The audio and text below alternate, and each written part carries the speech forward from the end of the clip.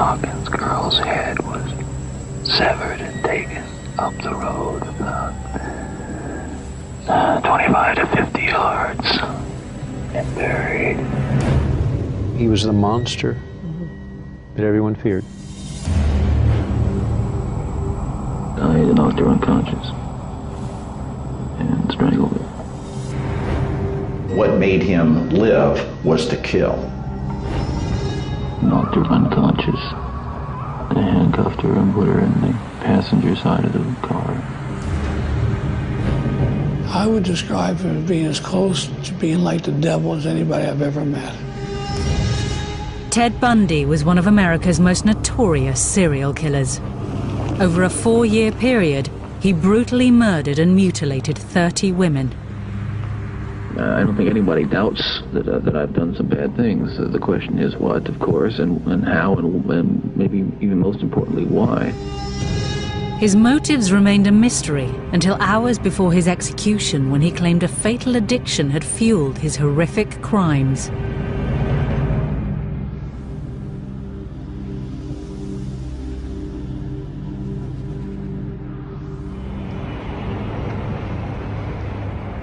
On January the 23rd, 1989, at Florida State Prison, journalists were being shut out of one of the biggest death row stories of the decade. The serial killer Ted Bundy was about to reveal what had driven him to commit some of the worst sex crimes America had ever seen. In 5 cases, he took the girls' heads off and kept them as souvenirs. In one case, I believe he bit a nipple off. He was like a shark, just, feeding in a frenzy.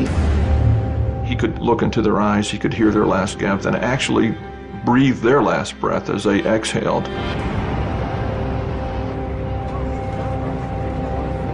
As journalists competed to get Bundy's final interview, he surprised everybody by agreeing to talk to one man only, Dr. James Dobson, a Christian evangelist who flew in especially for the interview.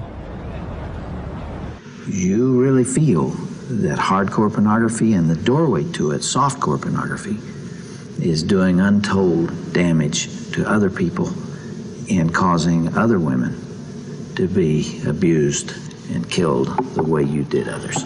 Listen, I'm no social scientist, and I haven't done a survey. I mean, I don't pretend that I know what John Q. Citizen thinks about this. But I've lived in prison for a long time now. And I've met a lot of men who were motivated to commit violence just like me. And without exception, every one of them was deeply involved in pornography, without question, without exception, deeply influenced and consumed by an addiction to pornography. As Dobson saw it, this interview contained a powerful message, one that was central to the Christian evangelical movement, and which fanned the flames of the debate about the role of hardcore pornography in violent sexual crimes. The interview was given to every broadcaster in America on one condition, that they play it unedited from start to finish. But had porn really been responsible for turning a seemingly all-American boy into a monster? He told Dobson what he wanted to hear, that it was hardcore pornography, violent, hardcore pornography, that led him astray. And that's something that I will not allow my industry to take the blame for. I knew what he said was true. Common sense tells you that that type of hardcore material is destructive for young people especially, and it breeds disrespect and violence against women. The interview started a debate that led all the way to the White House, and an investigation into what drove Bundy that would open a chamber of horrors. He wanted to possess them as if you would possess a Porsche or a potted plant. He was basically reconstructing who they physically were.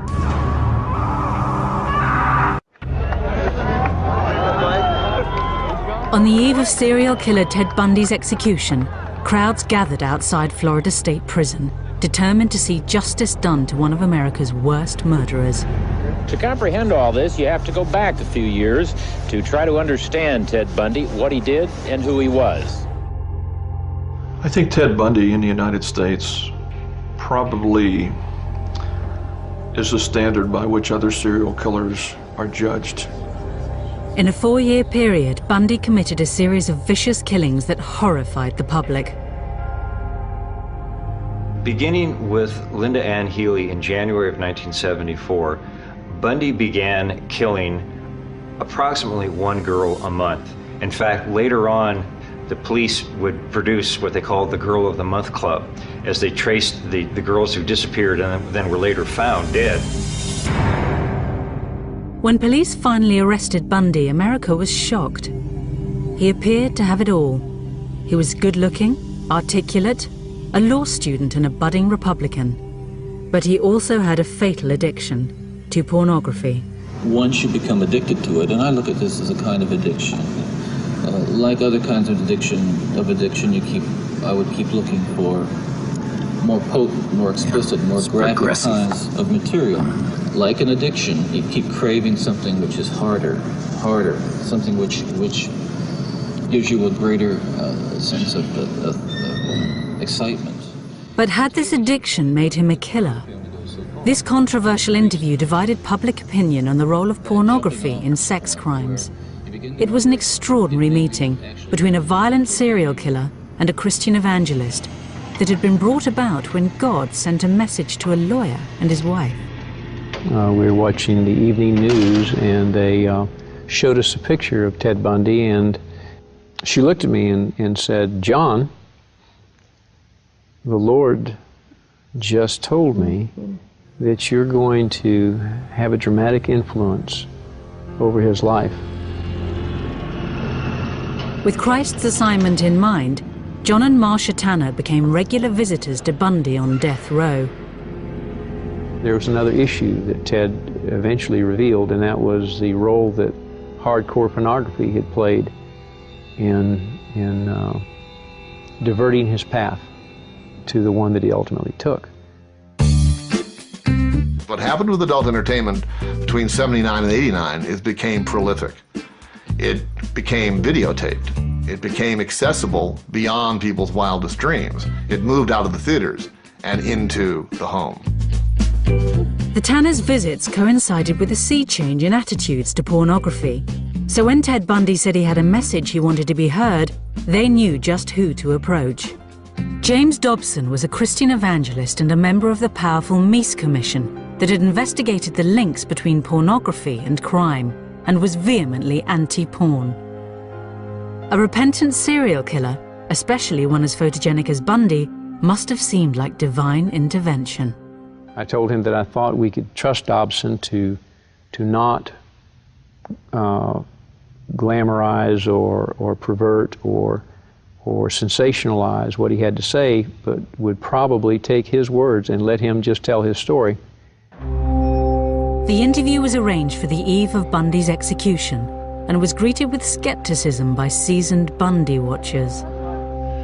Dobson honed in on the pornography detail because that was his shtick. He was trying to have a war on pornography. He'd been part of a task force that he had helped get engineered through the federal government, and he wanted to use Ted Bundy as the poster child of why pornography is bad.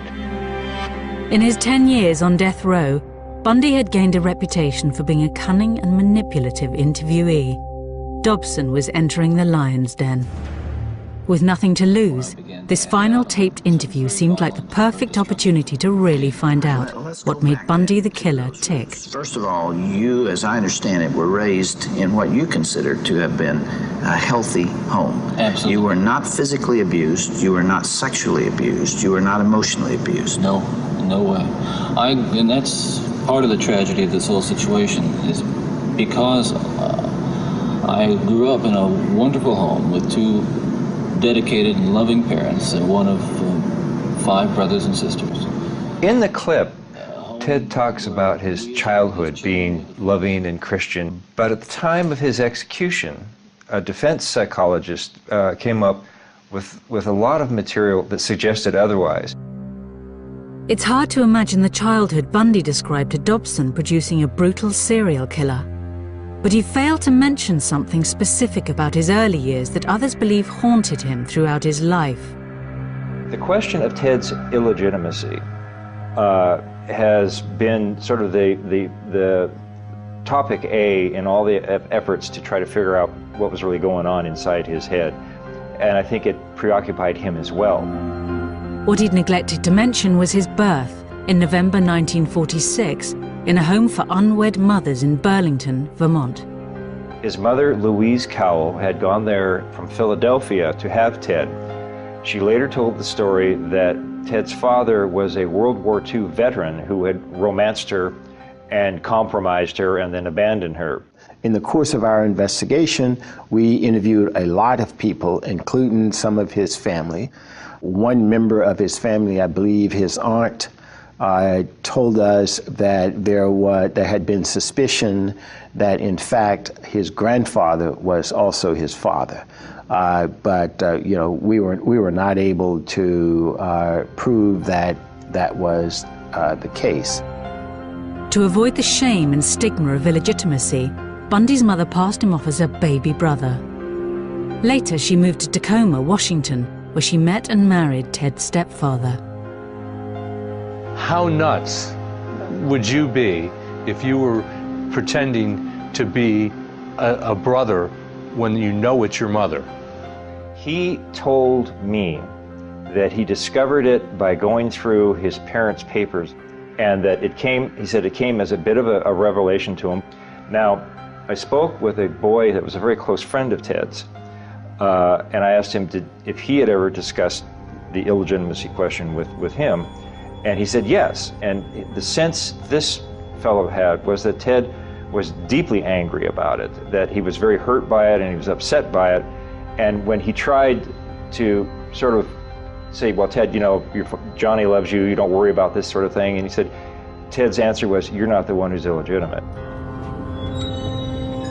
The young Bundy also appeared to be acutely conscious of his family's lack of money. I remember him talking to me about how he was so mortified that his family drove these sensible, ugly Ramblers, the model of automobile, and that his family didn't have a lot of money, and how he was jealous and resentful of kids in school who had more things than he did. And it's a very early sign that Ted has this sort of narcissistic fixation on things and on possessions. And of course, possessions becomes a very key word later on in his life. As Bundy was growing up in the 50s, America was discovering sex. Back then, Hugh Hefner had just published Playboy, which, though tame by today's standards, provoked moral outrage. In this climate, Bundy claimed to Dobson he made a discovery that was at the very root of his motivation to kill. As young boys do, we explored the back roads and sideways and byways of our neighborhood, and oftentimes people would dump the garbage and whatever they were cleaning out of their house, and from time to time we'd come across pornographic books of a harder nature than more graphic, you might say, more explicit nature than we would encounter, let's say, in your local grocery store. And this also included such things as, let's say, detective magazines and more hard. Those that involve violence. Yes. Ted tells Reverend Dobson that when he was a young boy that he found pornography, as he called it, outside the house. It's things he saw in grocery stores and things he found rummaging through people's garbage, which he said was a little bit more hardcore than what was available in the grocery stores. Well, I grew up in exactly the same town as Ted and went into the same kinds of grocery stores that he went into, and there wasn't anything like that on the store's shelves in those days. Playboy had barely been invented.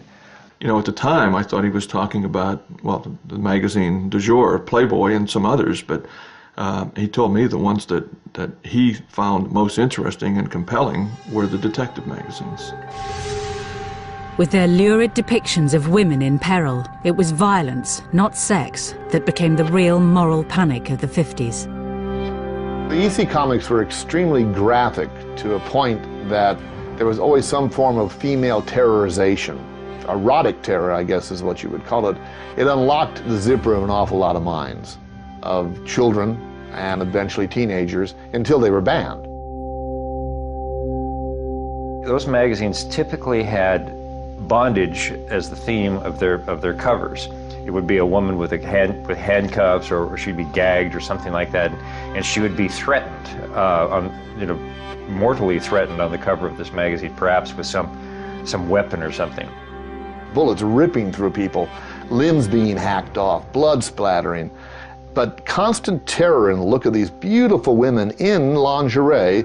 I'm willing to bet that they started to ignite what became a forest fire in Bundy's psyche. This, Ted Bundy told me, was the real pornography that motivated him. It was this demonic, as he classified it, demonic presence of a chemistry of sex and euphoria and control and murder. For Bundy, this was a cocktail with a lethal effect. It fueled your fantasies, didn't it? Well, in the beginning, it fuels this kind of thought process. Then, at a certain time, it's instrumental in what I would say crystallizing it, making it into something which is almost like a separate entity inside. When Ted talks on the tape about the entity inside him and how his word is pornography fueled this entity, he certainly never in our conversation said that what the entity was interested in was fueled by pornography. He said, I used the word entity in talking to people because I felt that that's what they wanted to hear, that they could accept that they would have extreme difficulty in me just saying, I decided to kill 3 weeks from now, and I've psychologically put it on my calendar, and it was going to happen. He thought that people had difficulty in comprehending that, so he said, I used the word entity or ulterior forces or something like that. It's not uncommon for other serial killers to do that. I've had the opportunity to interview many. The key issue here is that Ted was on this course to behave the way he behaved with or without pornography. Gradually, Bundy started turning his fantasies into a disturbing reality. One night, he gets drunk, and he's had quite a bit to drink, and he's walking down a street, and he sees a woman walk out of a bar, and not even thinking, he follows her. And he follows her to her house, and as she's trying to get in the door, he runs up behind her, and she screams, and he runs away. Again, he's out one night, prowling around. Again, he's had something to drink. Again, he sees a woman. This time, he grabs a stick and comes up behind her and hits her on the head. And then, again, shocked at what he's done, runs away. He gets into peeping, which is one way of getting what he wants, working on, building his fantasies. Peeping in the window, masturbating, peeping in the window, masturbating, and then one day he just jumped over the line and went nuts. On January the 4th, 1974, Bundy crossed the line. 18-year-old Joni Lenz was attacked in her bed. She was found barely breathing, covered in blood, and with a metal bed frame rammed into her vagina. Incredibly, she survived. Others would not be so lucky. By July 1974, the whereabouts of 6 missing girls around the Northwest remained a mystery. Bundy had become a calculating killer. Each time I'd harm someone, each time I'd kill someone, there'd be an enormous amount, especially at first, enormous amount of horror, guilt, remorse afterwards. But then that impulse to do it again would come back even stronger. Now, believe me, the unique thing about how this worked, Dr. Dobson, is that I still felt in my regular life the full range of guilt and remorse about other things, regret and... but you had this compartmentalized... This compartmentalized, very well-focused, very sharply focused area where it was like a black hole. It was like a, like a crack, and everything that fell into that crack just disappeared. I mean, he shocked me at times because he could be so remote from the crimes that he committed. He had so depersonalized these victims. He started laughing at one point where he was talking about Roberta Parks just started laughing about her. We learned of the importance and capability of these killers being able to compartmentalize things so that they can carry out normal lives otherwise, where they're not going to be suspicious. And when anybody finds out that they are a suspect, they're totally shocked that they've got this capability to do that. Ted did not have any guilt. He did not have any remorse. He did not have a conscience. And so when he talks about being, 99% normal and 1% abnormal, it's an ugly joke. He was 100% abnormal. Bundy's seemingly normal life continued. Whilst abducting and murdering young women, he was able to hold down an apparently normal relationship with Liz, a young divorcee. She later testified, though, to an increasingly strange and violent sex life.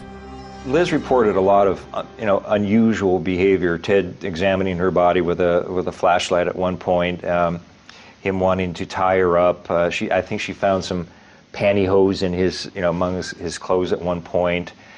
She once found a big bag or box of keys to all sorts of. She had no idea where all these keys were from, but they probably came from Ted's nocturnal wanderings.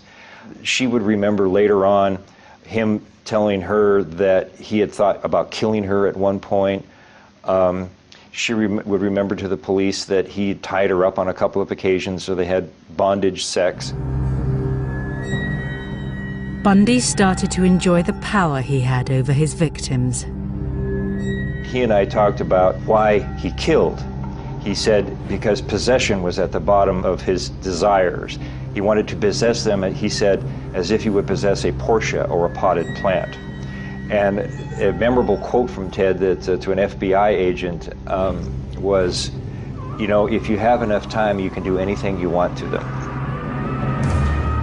In the detective magazines, it seemed Bundy had found the perfect inspiration for his crimes.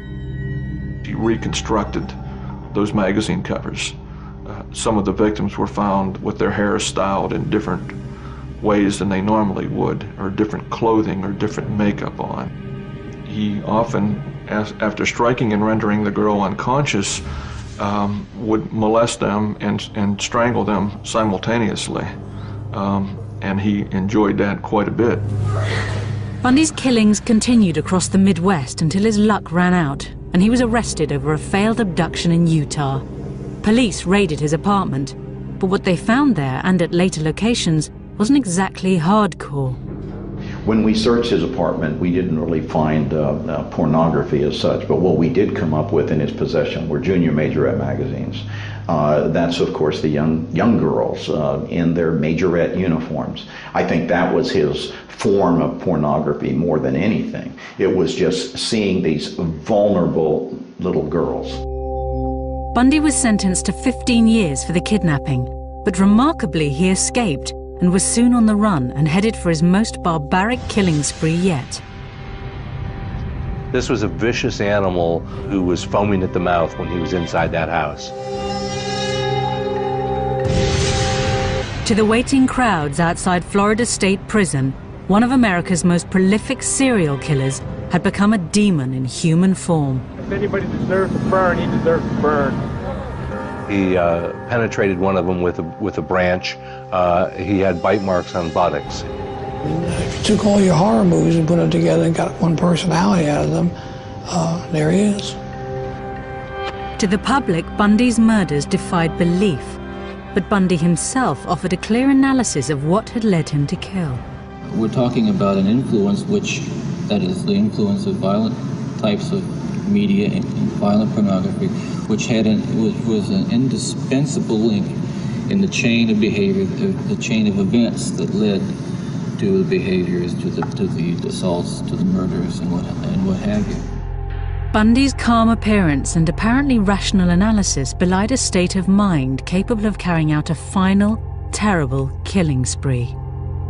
He was on the run and a changed personality. Taking a room at a boarding house just minutes away from a university campus, Bundy was surrounded by young women. When he got to Florida, he felt that he was regressing. As he said, I started to deteriorate. he reverted once again to burglaries, being a peeping Tom, all of those things that he started doing prior to him becoming a murderer. And then he recognized full well that he had gone into what he called his barbaric state. The killer struck first at the Chi Omega sorority house. He clubbed and then strangled to death 20-year-old Lisa Levy and 21-year-old Margaret Bowman. At least one of them was raped. The killer came in from the night and then returned to it with an ease that has so far baffled police and left most co-eds here terrified. So when Bundy left the Chi Omega house, he took off down this street and then turned down this corner here. He traveled maybe 3 blocks, and I imagine he was pretty much in a frenzy. The frenzied attacks at the sorority house marked a dramatic change in Bundy's deteriorating mental state. There would be one final victim. In the interview with Dobson, even Bundy himself appeared remorseful and unable to explain this last killing. One of the final murders that you committed, of course, was apparently little Kimberly Leach, 12 years of age. I think the public outcry is greater there because an innocent child was taken from a playground. What did you feel after that? Were there the normal emotions 3 days later? Where were you, Ted? I can't really talk about that right now. Police at the time of Bundy's arrest recall him being anything but remorseful. When we showed him the picture of Kimberly Leach, the 11-year-old girl that he tragically took the life of, he threw the picture down and said, "What you don't understand is I am the cold-blooded son of a bitch you'll ever meet." He was trying to show us that it didn't bother him. The manhunt to find the killer ended when Bundy was arrested in a small town on the Florida coast. At the time of his capture, his mental state shocked police. Well, when we got to him in Pensacola, he was off the chain, as the kids say nowadays. And we spent 3 or 4 days trying to reel him back into the reality of what's going on. He spent the nights talking to the police about himself in the third person, and he, in effect, confessed to having committed a number of murders. The killer that had left a trail of bodies across America had come out of the shadows, but he wasn't going down without a fight. What do we have here, Ken? Let's see. You always say an indictment, all right? Why don't you read it to me? You're up for election, aren't you? Mr. Bundy? You got it, didn't you? Mr. Bundy? You told him that you were going to get me. He said he was going to get me, okay? You've got the indictment. It's all you're going to get. Protesting his innocence, he was going to lead his own defense. The public would have to prepare themselves for a new Bundy. Ted, the showman. Good afternoon, citizens. My name is Ted Bundy, and I'm a defendant in the case, and I'm just here to introduce myself. Bundy's trials were among the first to be televised, and his notoriety turned them into a media circus. The ego, narcissism, and outright arrogance of the serial killer were on open display and created a figure of grotesque fascination.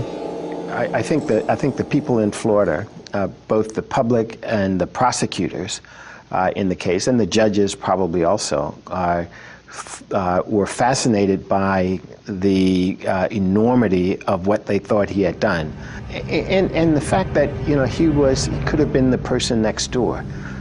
Somebody described him as kind of a lot of common people's ideal of kind of person they would like their daughter to marry. And so I think that there's something frightening about the prospect that, this all-American looking guy could be a serial killer. Bundy became a cult figure. Women flocked to his trial. Every time he turns around, I kind of get that feeling, no, he's gonna get me next. But yet you're fascinated by him. Very, very. Every night when I go to bed, you know, I get very scared. I shut my door and lock him, you know. Try to imagine yourself in his place and to see how he's feeling, looking at the pillows, the bloodstains and everything, if he really did it or not. Why do you do it? I don't know. Robin Lloyd, Channel 4 News. Ted had his gallery of women nearly every day in court, and they would send him messages. They would try to get his attention. They would try to catch his eye.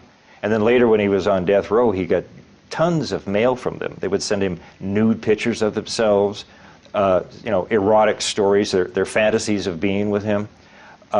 It's a very bizarre syndrome, and I frankly at a loss to explain it. You're going to represent yourself, or you're going to get another attorney? I'm staying with the man I know best right now, and that's me. His ego led him to believe that there wasn't a brighter attorney out there, even though he had never finished law school. The extraordinary part about the Bundy trial was the extent of his participation in it. Bundy appeared every inch the lawyer, cross-examining witnesses, analysing blood samples, even questioning forensic evidence of bite marks taken from a victim's bottom. Our contention all along, Your Honor, has been that they have taken my teeth and twisted them every which way but loose to fit. He swaggered across the courtroom and he does all the gestures, puts his hands down, and I mean, he watched enough courtroom and enough Perry Mason on television that he absolutely looked and sounded the part of a lawyer. And it was just amazing to believe that this was the guy that was accused of all these brutal crimes. Good morning, officer. Good morning. Just as he had separated his murders from his everyday life, in court, Bundy separated the serial killer from the lawyer, though the jurors felt differently. He was apparently thinking he was coming across as a lawyer, and they were seeing him in a much different light. He never really appreciated the weight of the accusations that he carried with him and the effect that that had on ordinary people. The first victim you saw was Kathy. Bundy appeared to relish the role of lawyer, at one stage launching into such an excruciatingly detailed cross-examination that he appeared to be reliving the crime. One after another, his trials were descending into chaos. It went day and night on his whim. He got to the point of auditioning some of the lawyers for who would make the opening statement, who would cross-examine certain witnesses, who would make the closing argument. To lawyers trying to conduct an overall strategy of a trial, this was impossible to deal with. You couldn't have a theory of defense when the client was constantly pulling the rug out from under you. In a final act of farce, Bundy used a legal quirk of Florida law, the fact that his girlfriend was under oath, to conduct a brief but legal marriage ceremony. Sure. Do you want to marry me? I want to marry you. And I just want to marry you. Here again is the difference in Ted as a defendant who doesn't see the significance of what he's doing to the jury, and Ted, the supposed lawyer in the case. I guess to Ted, it felt or made it seem that he was humanizing himself, but it looked like a trick. To me, it looked like a trick. Maybe he didn't care how it would look to a jury. Wedding or no wedding, the jury was in no doubt. Therefore, it is the sentence of this court as to count one of the indictment that you, Theodore Robert Bundy, be adjudicated guilty of murder in the first degree, and that you be sentenced to death for the murder of Kimberly Diane Beach. In the 10 years that Bundy spent on death row, books and films vied to explain what had motivated the seductive serial killer. Well, Ted Bundy was a gruesome celebrity in this country, and especially in Florida because of the murders he committed here. And at the time, he probably could easily have been called and was considered the most hated man in America. As his appeals ran out, a demonized Bundy began thinking about how he would be remembered. You know, make no bones about it. I am looking for an opportunity to tell the story as best I can in a way that makes sense to me and the way they'll help not just you or the families, but that's very important, but also to help my own family. You see, I saw the look in my stepson's eyes yesterday, and to see the look in his eyes confirmed my worst fears. See, he said, "Could you?" He was just absolutely astounded. He couldn't understand. He was writing me questions, just furiously writing questions. I could see that that he was, how really bewildered he was, and I need to give him a chance to know, and others a chance to know what was really going on, what it was really like for me. He wanted to create a legacy for himself that was something other than murder. He wanted people to see that there was another side of him, and that this other Ted had done things that were socially valuable and that were redemptive in some way. The interview with James Dobson gave Bundy a unique opportunity to offer himself up as a stark warning to society, framing his crimes against the backdrop of a young boy fatally corrupted by pornography. Those of us who have been so much influenced by violence in the media, in particular pornographic violence, are not some kinds of inherent monsters. We are your sons and we are your husbands. And we grew up in regular families. And pornography can reach out and snatch a kid out of any house today. It snatched me out of my home 20, 30 years ago. Towards the end of the interview, Ted sort of begins to catch on to what Dobson wants him to say, and you notice that he issues these dark warnings about all the other the other minds out there that are being polluted by what they see on cable TV, and what he's arguing is that the individual responsibility to be a citizen, to not be sociopathic, to actually be empathetic and have a conscience can be undermined by dirty pictures, and it simply is not true. Well, I believe Bundy was used as a weapon by the right-wing, conservative, very religioso, might even call him religious mafia, who decided to use him because he perpetrated sex crimes. And the minute the word sex rears its empty head, you can blame it all on the adult entertainment industry. So Bundy becomes their banner. He becomes their bloody flag to wave into the face of all these people who, because they're watching adult material, might become future Bundys. What a crock of shit. Porn as a source of inspiration or pushing these guys along, as Ted tried to say, is you have to be very careful about that, because one man's pornography is another man's bore. And the stuff that Ted read would not interest another separate offender because he had a whole separate group of fantasies that he's feeding. Plus, pornography is not necessarily sexual violence that you might find prepackaged in a magazine or in a video.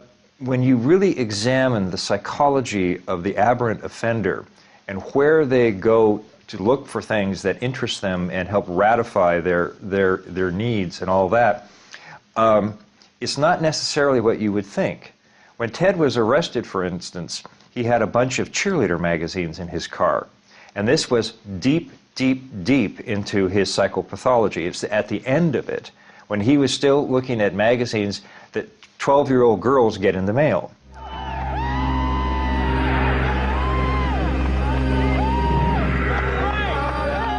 Guilty and awaiting execution, the true scale of Bundy's atrocities became apparent.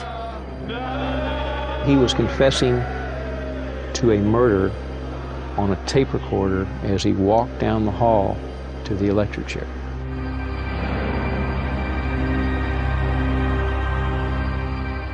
He learned that his appeal had been turned down about midnight. I understand he received a call from his attorney, Paulie Nelson. Prison officials are now preparing to shave his head and prepare him for execution at 7 o'clock.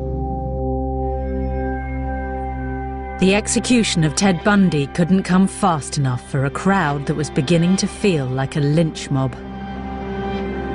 folks. I think it was clearly the circus atmosphere that developed here this morning. Somebody today compared it to a public hanging in the Old West. Hundreds of people, maybe thousands, showed up, almost boiling over with glee that Ted Bundy was finally going to be executed. Bundy's final interview was headline news, and Dobson eagerly fed it to the waiting media. He wanted to make a statement to the world about pornography, both softcore pornography and hardcore pornography. There was a great deal of remorse. He wept several times while talking to me. He did say to Bundy's life had ended with an extraordinary meeting of two separate agendas, and it was impossible to tell who was using who. That last night, before he died, we shared communion. He ministered the communion. The communion elements were a flat Coke and a piece of stale bread. And it was the most significant communion service I've ever attended. I learned through God's love that I could love the unlovable.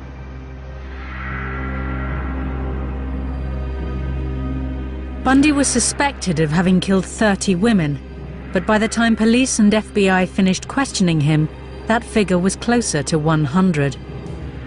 Even in his final moments, he confessed to yet more killings. He was confessing to a murder on a tape recorder as he walked down the hall to the electric chair. I knocked her unconscious and strangled her and drug her into 10 yards into the small grove of trees that was there.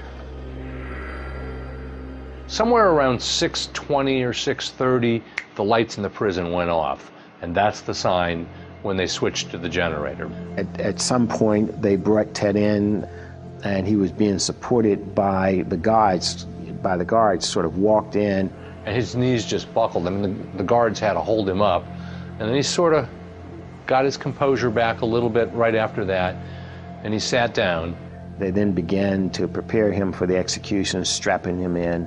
And he looked at everybody in the room, one by one, went through everybody's eyes, trying to see who he knew or who he remembered. And the only person he smiled at was the prosecutor, and it was kind of, hi. And then they put the headgear on, put the mask over his face, and executed him. And you see the body tense up like that, and then it sort of loosens up. And then after a little while, it'll tense up again when they hit him with the second jolt of electricity. There is a smell of burning flesh in the room, and just a light wisp of smoke from the leg, as I recall. He's gone! He's gone! He's gone! Yeah! He's gone!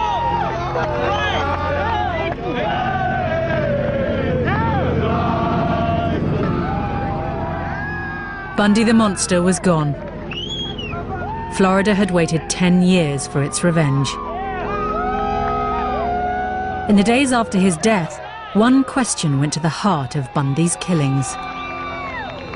Ted, what would your life have been like without that influence?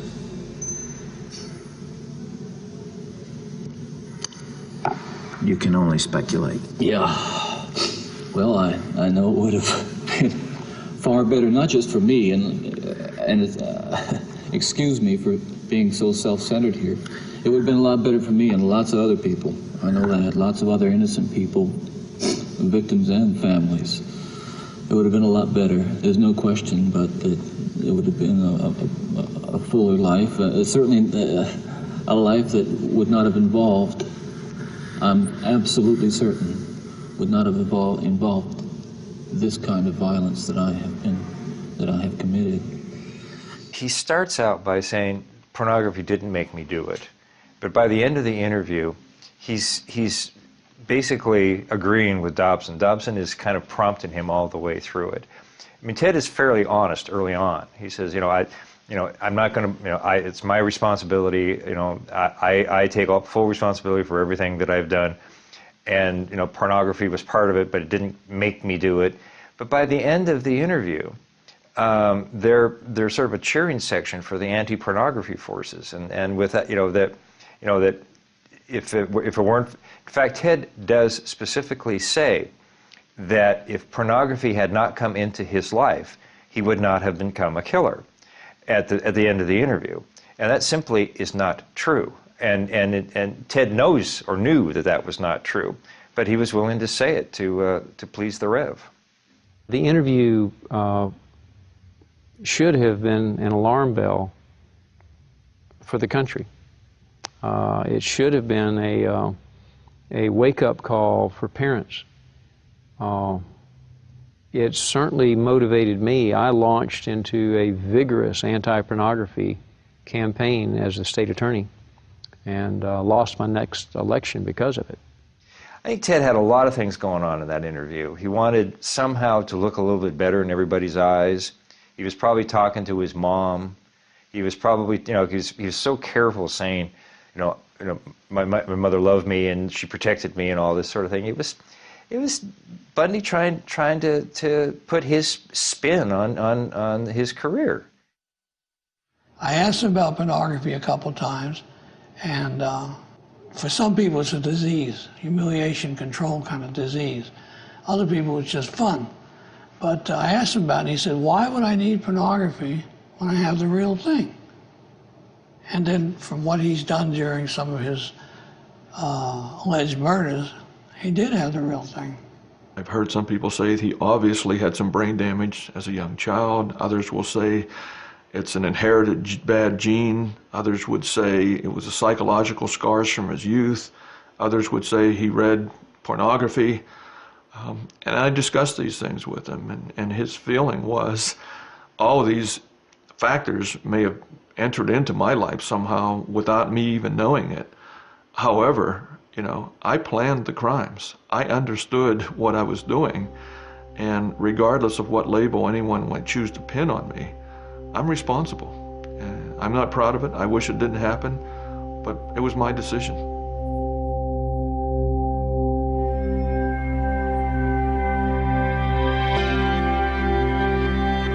Should we ban hardcore pornography, or should we accept it as part of modern culture? We want to hear your views at channel4.com/health. Next up, the Big Mouth is mulling over the recent rumblings in Big Brother.